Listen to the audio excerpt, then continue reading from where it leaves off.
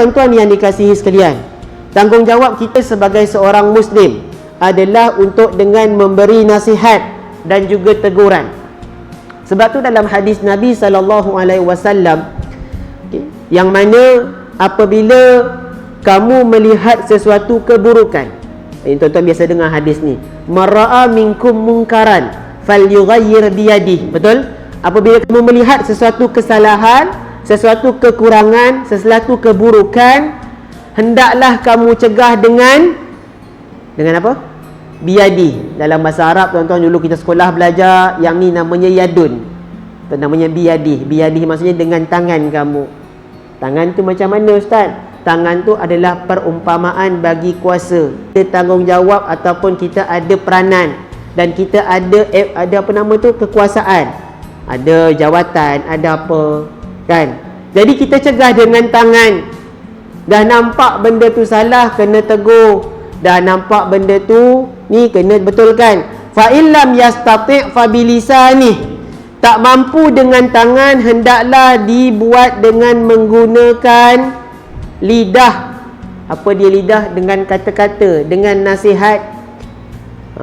Jiran sebelah rumah ke, adik ipar ke, Mak Lang ni nak cakap sikit lah, awak ni bukan apa, Mak Lang sayang awak, kalau boleh janganlah keluar kerap sangat dengan tunang. Sebenarnya tak nak bagi terus, tapi dah geram, cakaplah jangan kerap sangat. Kamu keluar berdua tu Mak Lang risau. Kan, pesan kat adik kita, Mah, aku ni sayang kat kau ni adik aku, satu-satunya adik. Lepas tu nak mulakan mukadimah tu, tuan-tuan, nak memberi nasihat ni pun kena ada skill juga. Jangan duk segang, kau tengok anak kau tu, masuk neraka, tak pakai tudung. Jangan macam tu, tuan-tuan.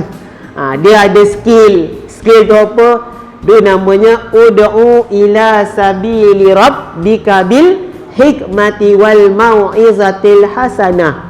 Serulah kepada nama Tuhanmu dengan cara yang berhikmah dan bijaksana. Kena tarik dulu, jangan terus tendang. Tendang, melayang orang tu. Dah lah melayang, terus terbuang. Tak terbilang lah.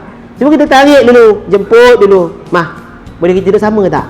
Ni aku ada bawa air ni sikit untuk kau. Apa cerita tu? Lain macam je, tak ada apa. Aku ni kakak engkau, sayang kat kau, sayang kat anak buah. Ni nak cerita sikit. Sebab apa? Sebab nampak, kan, cerita dia kena ada kaedah untuk selesaikan. Sebab tu nak menegur itu ada skillnya, ada kaedahnya. Apa kaedah dia? Yang pertama, nasihat dengan ilmu. Kemudian menggunakan kata-kata yang namanya qaulan layyina. Barang siapa yang beriman kepada Allah dan hari akhirat, hendaklah dia berkata dengan kata-kata yang baik dan diam. Dengan ilmu tu macam mana?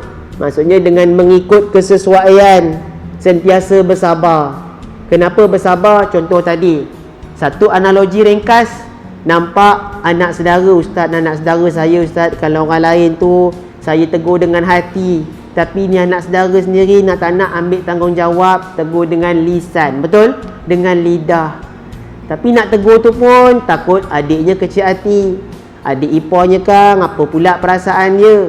Tapi kalau kita biarkan pula keluarga kita, tu yang kata kena bil hikmah. Apa dia bil hikmah? Dengan bijak sana dan bijak sini. Bijaksana lah.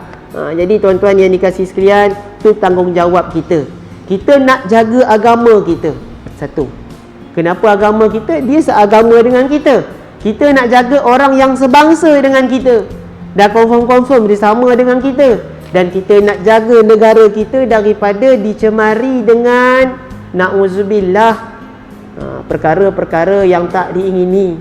Kalau dulu tuan-tuan 10 tahun dulu, amalan budaya yang negatif adalah budaya-budaya, istilahnya kata, kalau tuan-tuan dulu pernah dengar Bosia semua tu kan, 20 tahun dulu lah, zaman saya sekolah dulu, tahun awal ujung 90-an bang, awal 2000.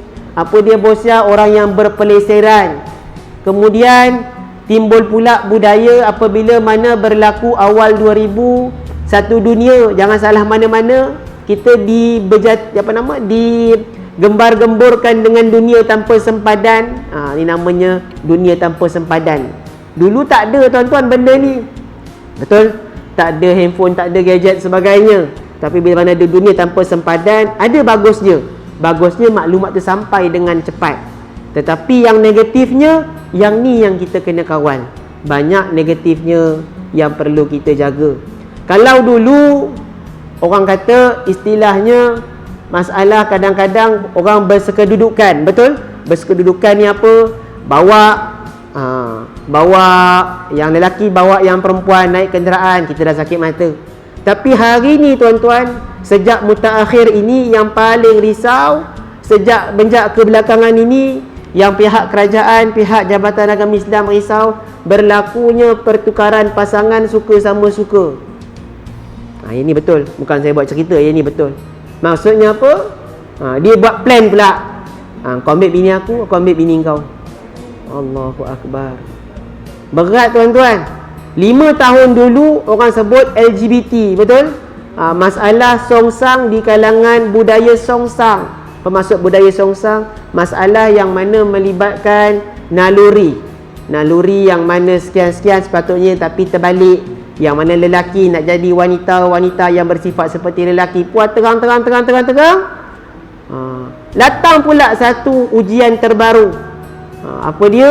Yang mana inilah datang, na'udzubillah. Kenapa dia kata nak merasa? Na'udzubillah.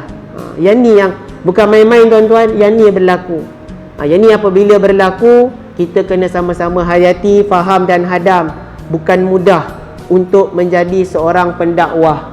Saya tegaskan balik kepada diri saya, tanggungjawab kepada agama, bangsa dan negara adalah berbalik kepada diri kita sendiri. Dalam surah Al-Baqarah ayat 103, wal takum minkum ummatun yad'una ilal khair wa ya'muruna bil ma'ruf wa yanhauna 'anil munkar.